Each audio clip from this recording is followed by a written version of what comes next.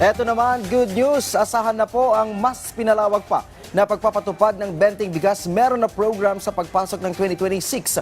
Ito po ay dahil target na rin na abutin ng programa ang lower middle income families. Ayon po kay Agriculture Secretary Francisco Chu Laurel Jr., layo ng DA na maabot ang nasa 15 milyong pamilya.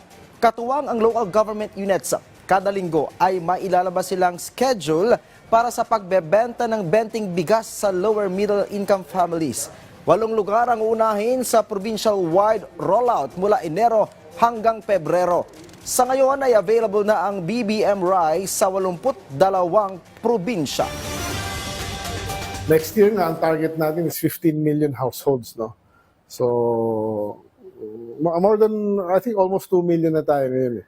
So, but still have a long way to go. But we'll have a major launch in January, and we've targeted 8 provinces yata by January, February na ma-implement na yan. And for every week of the year, next year, meron na kaming lalabas na schedule of implementation ng 20 peso rice for middle income class, lower middle income class below. So, mass rollout na to, at I'm sure sana naman matuwa ang taong bayan sa yung pangako ng ating Pangulo ay andyan na.